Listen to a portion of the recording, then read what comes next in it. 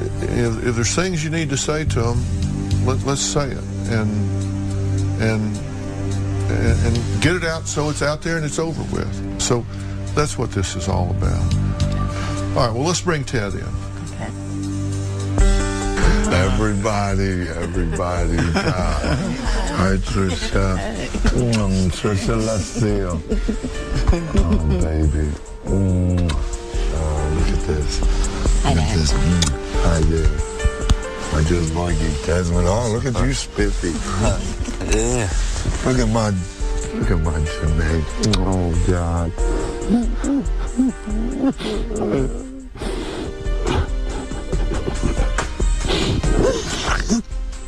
I love you, baby. I love you, too. Tyrell. All right, baby. Me too. I love you. Look at this. Thank you. How's it feel to see these guys all together? Oh, God, it's truly beautiful. Truly my wife and my daughters and my sons. It's too much, man. It's just really, wow. Anything you want to say to them that needs to be said? Because I know it hasn't always been great. I'm so glad to each one of you. I'm glad y'all hung in there with me and had some kind of hope. And you prayed that something not quite as big in magnitude, but I'm glad y'all kind of stuck in with me. And you too, Patty, that you never gave up on the idea that there was a possibility that I had still something left to offer. And that in spite of me holding that homeless sign and all of that y'all still had room in your hearts for me, and that I'm gonna make sure that y'all gonna get paid. But that's, I mean, I want to do so much for y'all at any given moment. I mean, I just wish, and I'm going to try hard to make sure that each one of y'all will be helped in some manner that will not make up for this lost time, but will help you, help your children. And I want right now more than anything, because I know you all think of me and know of me and want me as daddy, but I most importantly want my grandkids to be proud of me, to say my papa made it. And that means more to me than anything. And I just love you all, and thank you all. Thank you all. Thank you. And thank you, Dr. Phil, for all of this. Janae, what do you want to say? I know that you want to feel and believe in everything that he's saying, but I also know that you're damaged by him. Pretty much so. Growing up, I felt abandoned. I felt that he left me. I mean, and over the years of growing up as a teenager, I held a little resentment inside of me and in my heart for my dad. And that sometimes I didn't know how to feel. I didn't know if I wanted to be mad at him. I didn't know if I wanted to cry when I seen him walking. I didn't know if I wanted to, I mean, I just had so many mixed emotions. And it's like I never gave up on him. I never gave up, but it's still all those emotions and feelings just was bottled up for years. Years. Things you wanted to say? Mm-hmm. I mean, there was always times I just wanted my dad around. Just to, you know, pick out or tell me I couldn't go on a date or help me with my homework, take me to an after-school program. And it hurt you that he was gone? Come right here. I want you to sit right on this table right here. Scoot up just a little bit. I want you to tell your dad what you need to tell him. I mean, tell him that, you know, I've been damaged by this. I missed you and it hurt me. Over the years, it hurt a lot not having you there with me. When the times I wanted to talk to you or the times I just wanted to tell you how my day was, I couldn't reach out to you. And all I had was Mommy, and she did the best she could. But I miss you throughout my life. And I'm 29 now. I'm 29, and I got 3 kids of my own. And I just want you, if nothing else, to just be there for them. You can't walk me to school no more. You can't help me with my homework. You can't take me to the park. But you have a chance to do that with the kids. I will. I will. And I love you so much. So much. I mean, I just feel like we could have another chance at it. Laughters. It would just be so wonderful for my kids to have that. I mean, you can still give that to them. And it's not too late for our relationship to bond stronger. And I need you still. I never gave up.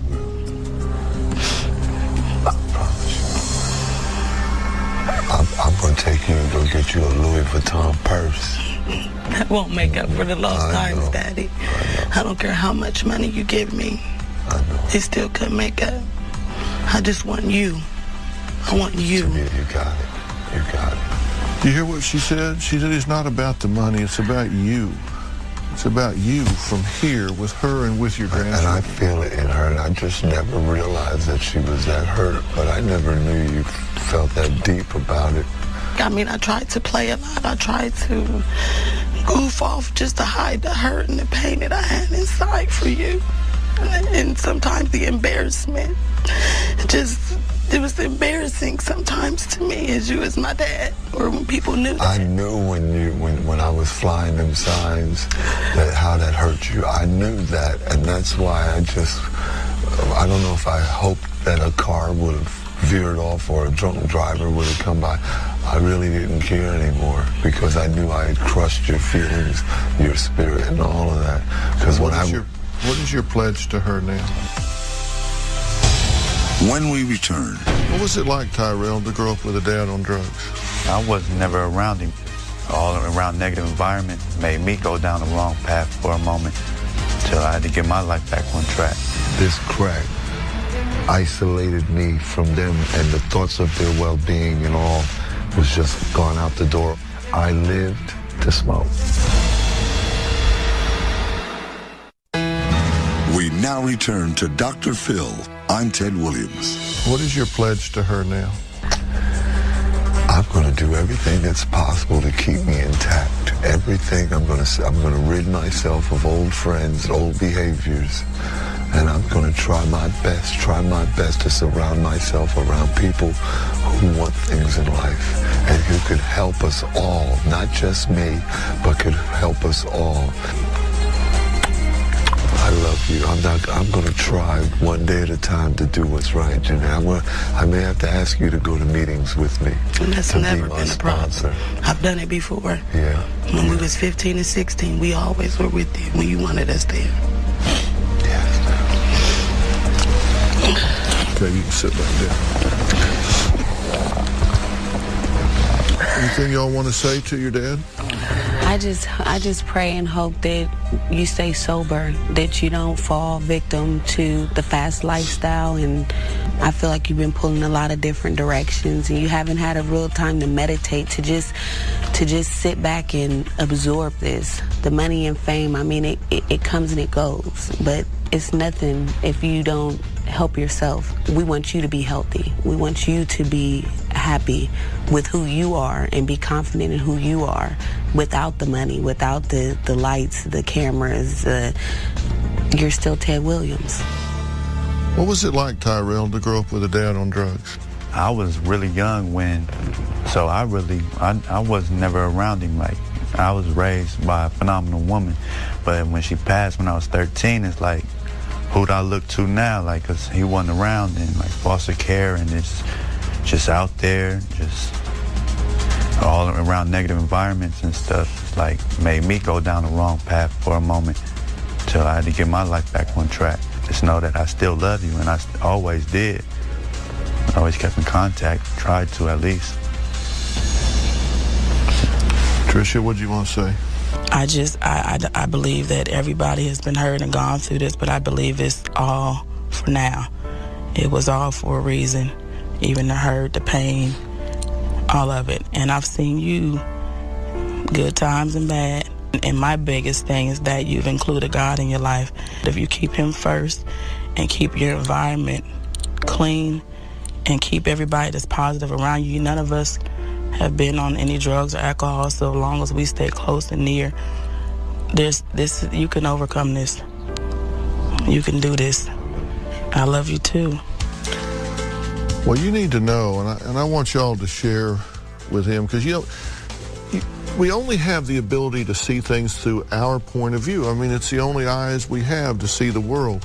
You need to tell him what it was like to drive around town looking for him, to try to find him, to get him a hot meal and a shower. I mean, what was that like to go looking for your father in that? There was times that when we wouldn't speak for months on end, or, days, and concerned with, is he still alive? Is he still around? Not knowing where he was.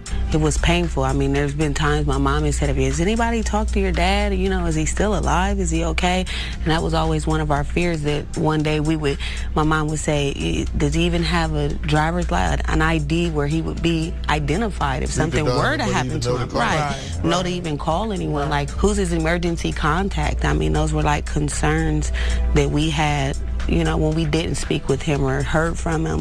What do you think about putting him through that? It hurt, Dr. Phil. I mean, I think that's where I found comfort in a good blast. That's where I found comfort in a half a pint of wine. Is that I medicated I numbed my feelings against it. Have you ever explained to them what a death grip crack gets on you? I mean, because there's a point at which, when you're on crack, you don't care about anything else. You just need the next hit. I think I've been at a point where they knew that this crack isolated me from them, and the thoughts of their well-being and all was just gone out the door or up in smoke. Was crack your baby? Was that your life? Yes. I lived to smoke. Desmond, what do you want to say? Just that I just wanted to kind of lab on the situation with you humbling yourself and staying grounded now, being sober, doing what's best for you, and to keep you mentally healthy, keep you physically healthy. I mean, we can go through the good times, we can go through the bad times. I mean, we could be a family. I mean, I could be able to call my pops and be like, hey, how you doing? I love you. What you doing? Can I come over? Can I crash? So bad. I mean, it's not impossible anymore. You have a girlfriend? Do y'all know his current girlfriend? Oh, Lord. When we return. Do you think she's a good influence on him? No. Do you need to make a break there? I just don't know if that's kind of humanly possible to just say, hey, baby, I made it and I can't use you in my life and goodbye. You've got to raise the standards in your life of who gets around you. Does she tempt you to do drugs? We now return to Dr. Phil. I'm Ted Williams. Do y'all know his current girlfriend? Oh, Lord. Mm-hmm. Yeah. Do you think she's a good influence on him? Do you think she'll help him maintain sobriety and seize this opportunity with both hands? No. So 1, 2, 3, 4, 5, 6. So you're 0 for 6. 7, 8, 9. Oh, you get extra votes. Yeah. Well, one of the things you said to me early on, you said, I'm going to change my posse. I'm going to get rid of my friends. I'm going to get rid of the people in my life that have led me down the wrong path, have accompanied me down that path. Is she part of that? Do you need to make a break there? Yes, and I say that with one reservation. I feel that with this meteoric success, that it would be only, like, in other words, if I just cut her off right now, I just don't know if that's kind of humanly possible to just say, hey, baby, I made it and I can't use you in my life and goodbye. That's not the reason. That's not the reason that I'm saying that y'all shouldn't be together. What I'm saying is that you both need time to clear your minds. If she cares about you, if she loves you, if she cares about your well-being, then she will allow you that opportunity. If it's meant to be and it's love and it's God is ordained you and her to be together, one is going to be through marriage. I mean, to marry, to make it long lasting. It's not going to work. She's not the one. She's not. I already know she's not.